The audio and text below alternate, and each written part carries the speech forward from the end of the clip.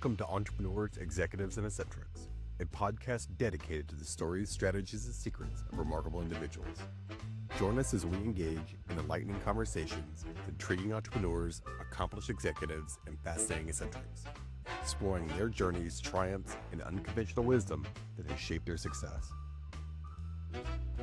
Get ready to meet Stephen Key. He's helped bring global hits like Teddy Ruxpin and Laser Tag to market. As the founder of Inventor, he has mentored thousands of inventors and collaborated with major brands like Disney and McDonald's, earning global recognition for his innovative work. Hello there. Tell me who you are and what you do. Well, my name is Stephen Key, and I'm an inventor. I come up with ideas. And instead of starting a company, I license or rent those ideas to companies. And if they take it, they manufacture it, they sell it, they market it, they do everything I don't want to do. And then They send me a royalty every month. That sounds glorious. Okay, so give us an example of an idea that you have had that you went and just marketed the hell. Well, you didn't market shit, right? You would license to somebody else, and they put their name on it and they market the heck out of it. Well, I'm a big basketball fan, and I'm going to grab this real quick. And I had noticed that the indoor basketball games, it was just a square backboard and they were boring. And I wanted to do something that was exciting. And I love Michael Jordan. So I took a poster of Michael Jordan, put it on the backboard, pretty simple, sent it to a toy company, Ohio Art. They licensed it and they paid Michael his royalty and they paid me my royalty. It has sold for over 10 years at every major retailer. And the prototype was made out of paper. Maybe I spent, $10 on it. And it's a beautiful business model for people like me that do not want to start businesses, but want to be creative and use or leverage the power of these big companies that are already in the space of manufacturing, marketing, selling, doing all the things I don't want to do. Because that's you've been doing your own thing for quite some time, but now you're kind of doing this for other people, right? So if I had an idea and I had some intellectual property around it, I could come to you and then you go, great, I'll take a piece of that, but I'll also get this in stores for you by getting it licensed. How does that work exactly? Well, Scott, I was so amazed that more people didn't really realize that product licensing's been around for hundreds of years. It's not new, but most entrepreneurs think they have to start a business. So I just started talking about it, and everybody was a little surprised how easy it can be, how you can work with companies anywhere in the world. I found my voice. I was kind of happy. I was just so happy someone was paying me to do something I truly loved. And that turned into a company called Invent Right. You want to invent right, not wrong. And we've been educating our fellow creative people all around the world for over 25 years on this process of how to rent or license your ideas to companies for royalties. That's really glorious. So but do I need to already have the IP, or are you going to help get the IP? How's that work exactly? Well, everybody's very fearful of, will someone steal my idea? And I'm here to tell everybody's really shocked. And patent attorneys, they really don't like for me to give you some of these secrets here. But the truth is that I would say 95% of all the products that I see that we help get licensed, there's no patent. No one owns anything. Now, why is that? Well, most ideas go in and out of the market fairly quickly. And it's hard to stop people today from kind of, maybe copying, copycats out there that love what you're doing. So companies don't really care because they're not going to sue everybody, but they do need good ideas. It's really about being first. It's about good customer service. It's about having an idea that these companies, their audience or consumers want. It's about speed to market too today. So no, I don't think you need IP, intellectual property. I don't think you need patents. I think you need a good provisional patent application that gives you the option or the company the option to file for a real patent. So it's not what people think. And companies just don't steal ideas. That's crazy. This thing that's called open innovation, where they've opened their doors and they want to see ideas from people like us. If they steal your idea, the doors close. It makes no sense. And can you imagine being in a room with your fellow, your fellow associates, and someone goes, "Hey, let's steal that idea"? I don't think that would go over very well. Right. What's interesting is that I get asked to sign NDAs 3 times a year, and every single time I'm like, no one is going to steal your Twitter for cats, man. No one's stealing your Facebook for accountants. Okay, no one's doing that. No, I'm not signing your NDA, and no, it's not that special. The execution of the idea is typically 99% of it, right? Having ideas is part of it, but it's also kind of showing other people how they can kind of execute it, all that kind of stuff. I don't sign NDAs as a result. I think you're on probably the same spot a little bit. Yeah, people don't understand NDAs to begin with, Scott. They think they're protection tools. No, they're not protection tools. They're all about, hey, keep it confidential. I will keep it confidential. We can share information. If you're scared that a company is going to steal your idea, there's some things that you could do to make sure you're dealing with the company you want to work with. If they're not on social media, I might avoid that company. If they're selling products today, okay, I'll tell you the reason why. Oh, that's it. That's very interesting. Wait a minute. So if they're not really chatty, right? They're probably pretty dangerous. Is what it sounds like. Well, come on. You cannot hide today, because you're going to be poked, right? So what's happening today is it's really simple. If someone's not on social media, they just don't want the arrows in the back. Okay, I get it. All right. So the other thing too, look at the products they're currently selling, and if they have a lot of bad reviews, you might not want to deal with them either. But better yet, all you have to do is type in complaints and lawsuits on anybody you want to work with. And if it looks like they've had some trouble with other people, you might want to step over that company and find somebody else. So there's simple things that you could do. And if they treat you poorly at the very beginning, it's never going to get better. So find the companies that love to work with us creative people, and they embrace the word open innovation, meaning they want to work with people on the outside of their walls. It's fascinating. So it's just like if they're already litigious, they're probably still going to be litigious when you deal with them. Is that what I'm hearing? Got it. Okay. So let's talk about that bear behind you on your back right shoulder. Let's talk about where, so we had talked before, and you said kind of your very beginning was your very opening kind of salvo, your entry into this industry was with that bear. Can we talk about that for a moment? Yeah, I was very fortunate that I had read an article.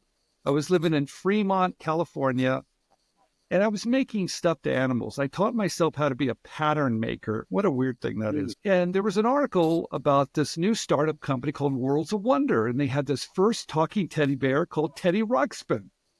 And Teddy Ruxpin, it was just a prototype, and it looked kind of ugly. So on Monday, I just found the company, knocked on their door and said, "You need to hire me." And they didn't know what they were doing. And I clearly wasn't real sure what I was doing, but I could make teddy bears. So they hired me, and Worlds of Wonder became pretty popular. We sold over 5 million Teddy Ruxpins. We're one of the largest toy companies in the world. And from that, we launched Laser Tag, and it changed my life completely. I was just going to mention laser tag. I had forgotten that was Worlds of Wonder. That's bonkers. I mean, they were just hit after hit after hit there for a while. We thought so, but we made a few mistakes there too. Worlds of Wonder, I think the reason why it worked, we were in Silicon Valley. Most of the people there were willing to take risk, and since we weren't from the toy industry, we thought we could do anything. And so I remember going out to Toy Fair in New York, and we went to Hasbro because, I mean, here we have the first talking teddy bear, and they have little army men. I mean, it was like we were so far ahead of everybody else, and laser tag was next. So the whole world, the whole toy industry was amazed by, or high-tech stuff, bringing it to toys. So it was, I was employee number 20, and a year later we had 1,000 employees. It's crazy. It's funny because I remember my neighbor's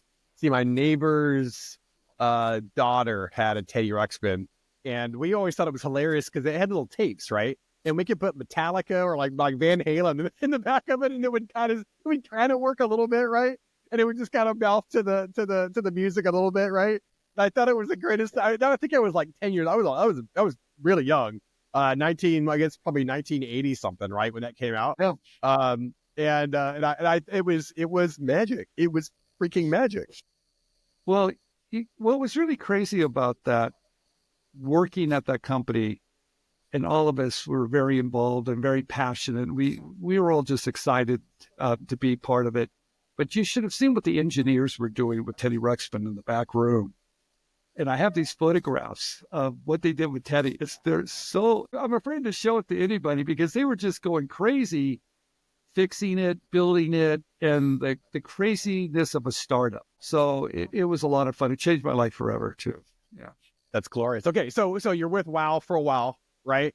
And time passes, having hit after hit. You're like, this is never going to end, right? And then it ended, right? This is going to go on forever. And then it did not. So what was that next step for you beyond that? Well, I left early. You see, I was on the production line. I was manager of design. So my job was to make sure to work with the engineers, design to make sure our licensors would sign off. So I got to work with Henson, the group, the Muppets, and Disney and everybody else. So I had a great job. And then once they signed off on the prototype, my job was to go overseas to help with some of the manufacturing. So I got to travel the world. But I'm on this production line in China. I've been there for 3 months. And I'm like, I don't want to do this. I'm on the production line and fixing things. And I'm realizing my father had told me something that I didn't understand at the time what he said. He said, Steve, in order to create great wealth, a couple of things have to happen. Number one, you need to find something that doesn't require your hands. You need to find something that has a multiplying effect, but something that doesn't even require your presence.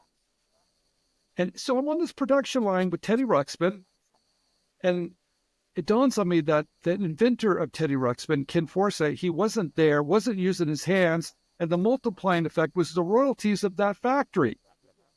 I was like, that's what I want to do. I want to do what he's doing because he was making $1 million in royalties a month. So I quit. I said, I'm done with this. I want to start licensing. And that's what he did. He licensed the technology to Worlds of Wonder. And that's what it clicked to me. That's what I wanted to do. I wanted to come up with ideas, leverage those ideas to companies like Worlds of Wonder, let them do all the heavy work, and let me collect the royalty. That does sound glorious, does it? You realize the guy who came up with, I guess, the idea was not in that factory at 3 a.m. over in China somewhere. You were. And that's that multiplying effect of, being the inventor of something, but not having to be the executor of the actual idea is glorious. A light went on. I was like, right. So I went back and quit. So I left before that company kind of went in a different direction. I left. I was gone. Right. So, okay. So what has been, other than what has been your single biggest idea out of morbid curiosity? What has been the thing you're like, that you're like, I just can't even believe this is huge. What is that? Well, it's real simple. I was fascinated. In fact, after Worlds of Wonder, I'd met a lot of people that wanted me to design things for them. And one particular guy, Andy Hung, wanted me to design fast food giveaways. Those little trinkets you get, like in Happy Meals for McDonald's, things like that. And you only have like 35 cents or something to make the product. I was fascinated by that because of the volume. Those little toys at McDonald's, if you looked at McDonald's as being a toy company, they'd be the largest toy company in the world with these Happy Meals. Pure volume. I was fascinated with the volume. So I went down to McDonald's and I was looking at all the things in there. I said, what can I do? How can I piggyback on one of their products that sell or day in and day out? And I looked at the cups and I was fascinated with cups. I thought, if I had some toy I could put on a cup they sold every day, the royalties would be like out of this world. So I started making prototypes out of cups, and I actually have one. If I could find it really quick, let me find this real quick, because it is truly awful, and you have to see it. Let me grab it real quick. Yeah, let me grab this real quick. Okay, this is ugly, but this is a prototype. You could turn it, Yeah. Okay. It's Pretty glorious. awful. No. It's glorious because as a child, like, let's make a funny, like, make a llama and a camel. Let's make a cat and a dog, and it was glorious. Okay, so it's a McDonald's cup, which is great. It's a prototype I made, and I loved it. And I'm thinking, so I fly out to Chicago. I do the dance on the tabletop with these advertisement guys, and I show them the cup, and they go, "Steve, have you ever seen a cup being made before?" I said, no. Because I'm going to do you a favor. I'm going to give you an appointment so you can actually watch a cup being made. So once I watched the cup being made, I realized, oh, they'll never be able to make this. But I thought, they might be able to make this in plastic. And sure enough, I went down to the Disney store, and I thought, well, I will come up with the same concept, but in plastic, and licensed it to a company. And it was rotating. They called it the rotating cup and canteen. And we sold in every Disney store and theme park around the world. I collected royalties on that silly thing. But my big idea, I was fascinated still by things that rotate. And I read this article. Once again, I love the paper changes my life all the time. I read this article about there's never enough information on labels. I thought, well, why don't I make a label that would rotate to get more information? And I'm going to be a genius when I come up with it. So sure enough, here's a water bottle, and here's your little window again. And you spin the label. Nice. And we sold probably, I don't know, 500 million of them. Here's one too. This one has a little animation. God, that's amazing. I'm like 90% sure we bought one of those for my when my son was a child. Probably. There's a high probability that was a Mr. Key product. So, I mean, even here's one where you would spin it and you could dial the weight of your child, the dosing, to dose your child correctly. Oh, I've seen that one. Hey, that's Robitussin, isn't it? So that's my biggest idea. It was called Spinformation. And we sold, I don't know, a lot of labels. Yeah. That's glorious. That's absolutely glorious. Yeah, because I love the prototype though, but I could sort of seen that prototype actually, like an actual prototype before though. This has been around for 100 years. Okay, let me tell you what's even worse with this. This rotating thing has been around forever. I didn't invent it. So, but what I do have, those are all patents. And all those patents were on a rotating label. And my patent attorney, everybody told me, you'll never get a patent on a rotating label because it's already been done before. But the catch was no one knew how to manufacture it. So I filed for patents, and I have over 20 patents on how to make a rotating label, and they were all granted. And on an idea that someone else came up with but didn't know how to manufacture it, I figured it out myself. Oh, that's fast. Like that's, oh my God, so cool. That is fascinating. Like, no. It's not the idea, it's the execution. No. It's the manufacturing of the execution of the idea that I'm actually going to go patent.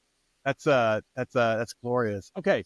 So that's crazy. That I didn't realize that was like we had talked before for like an hour, but I didn't realize that, you had taken little real estate around the idea of the actual manufacturing of it is where the money was. Yeah. And I'm not a manufacturing guy at all, but I could see that people wanted it. I could see the demand. In fact, when the label came out, the biggest customer was Rexall Sundown. Alex Trebek was a spokesperson. It was in every Walmart. It was around the world.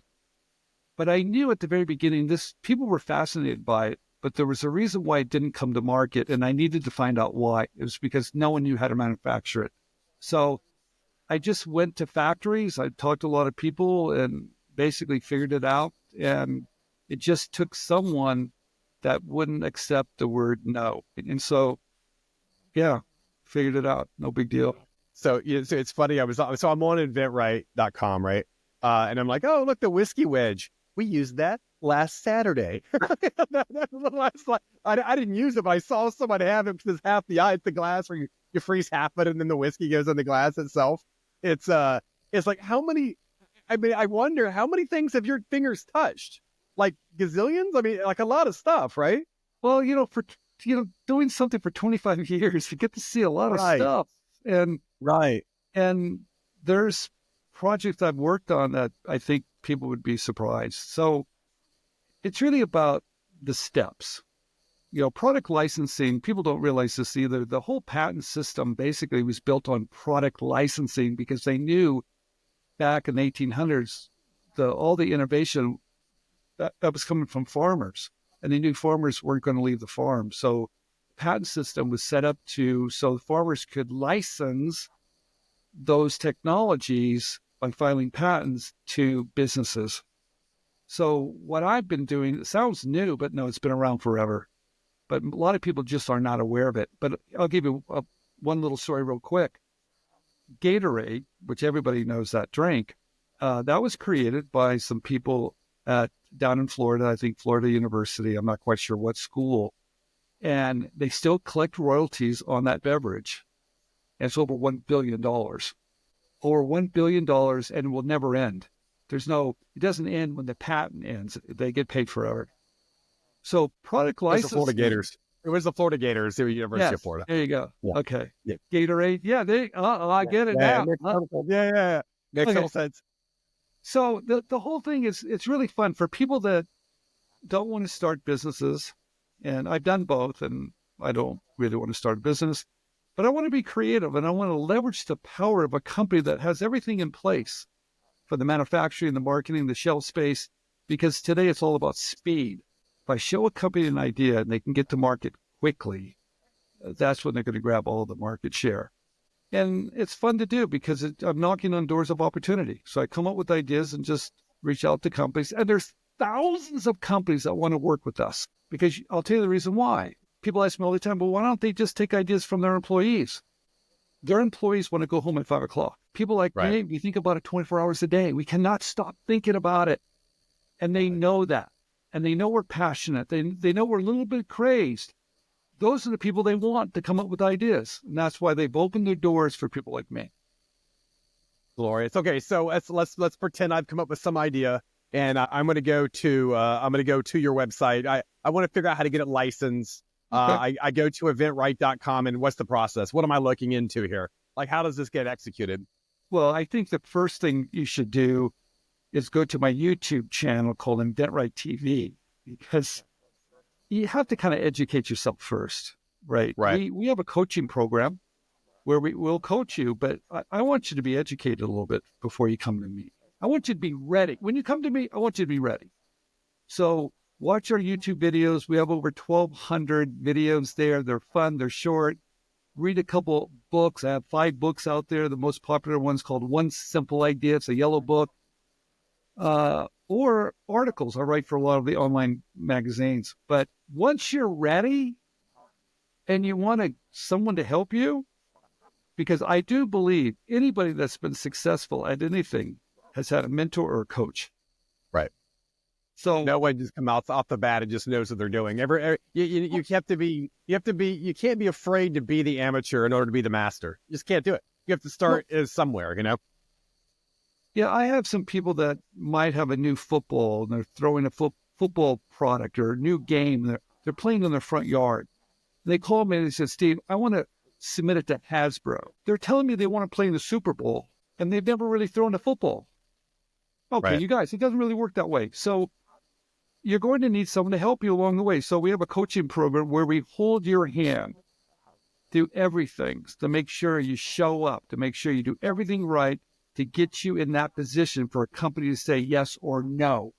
And if they say yes, we help you negotiate the deal. And it works. We've been doing it for 25 years. We're very successful at it. We don't let you get away either. Here's the thing about people. They get all excited. They start off really hard, and then they start to get a little discouraged. And we know that. We actually know what month and what step they get a little discouraged on. So we have a program where we don't let them get away. We call them, we bring them back in, say, all right, come on here. You can do this. And they just need that help. I think we all need a little help. So it works. And our bottom line is this. We're going to get you in front of companies. We're going to teach you to do it. We have another program called Gateway, which is very, very different, where we do all the work for you. And if you have a great idea, maybe you're too busy, or maybe you're selling on Amazon and you realize it's not what it's cracked up to be, or you have this garage full of inventory you can't sell, and you're like, what do I do? You can call us, we'll look at it, and if we take it on, we'll find those companies that will want it for you. That's called Gateway. We do all the work for you to make your life easy. So we do it both ways. I love that you've plugged into the beginning, middle, and end of the revenue. I love that you're like, you know what, I can do this, but I can do this for other people. I could also do this. I can also coach other people. You know, the other thing that caught my eye on your website was, hold on a second, let's see, get this right. Most influential, inspiring leader of all time award. Let's talk about that. How does one get the most influential and inspiring leader of all time award? Hey, 2022. Gets you pretty far today, Scott. I mean, where did you get that award? Did you give yourself that award? Like, how did you get that award exactly? That award was given to me at the World Intellectual Property Forum in Bangkok. The World IP Forum, with all the lawyers around the world, they get together and they do this every year. And I get this call of they want me to come out and speak at their event. Like, why? I'm not a lawyer, but they said, no, we really want you to be there. And they've been following my work for 25 years, 1,000 articles, 5 books. I mean, the volume of work that I've done, I think, has shown them that this guy is really dedicated to education. This guy has gone beyond the call of duty. This guy, what is this guy? What is he doing here? I love this business. So I went out there and they gave me this award, which was I was a little surprised, especially, I mean, these are lawyers. They don't give anything away. And they gave me this award, which is really, really nice. So, and that was, I think, 2 years ago. That's glorious. And you kind of have, you've touched a lot of people's lives. I mean, who doesn't know, anybody over like our age, who doesn't know, well, our age, I guess my age, who doesn't know about Teddy Ruxpin? Who doesn't know about that? As you know, in the 90s and the 80s, who didn't know about that? I mean, it was definitely in our understanding, or like came into our consciousness. I mean, I guess I was 8, 9 years old. I mean, you've done a lot in the last 25 years. Well, I've had a fun, you know, if you really like this business, which I truly love, I want to see people use my products. I want to see people buy them. I'm fascinated by that. That's what motivates me. Yeah. How can I come up with something and someone will share it? And from selling things, I started out selling things at street corners and county fairs, right? And I was fascinated when someone would buy something from me. And the goal of my life is, how can I make products and people can enjoy them all around the world? That's all it's ever been. So, yeah, it's a blast. I wake up every day and it's kind of new and I get to see some wonderful things. I'm still in the game of licensing idea. I have a packaging innovation. Let me show you this. Plastic rings on beverages are terrible. They're bad for the environment. So this product's called Fishbone. This is 100% curbside recyclable, and it eliminates the plastic rings. And that's just launched. In fact, we're at a big trade show now. This is called the C-Clip. And this was licensed to Atlantic Packaging, which is the largest privately held package company in the United States. And there's a team of us, not just me, there's a team. So I'm still in the game of licensing ideas, right? And I think I'll be doing that forever until they have to carry me out of my office here. I love this. So I don't think it ever ends. I don't think it's ever one day that you've learned everything and you stop. So I think you always are learning. There's always great opportunities. I get to see great products, and I'm lucky. Let's leave it on there. Thank you very much for doing this. I could talk to you for another couple hours, but 30 minutes of time.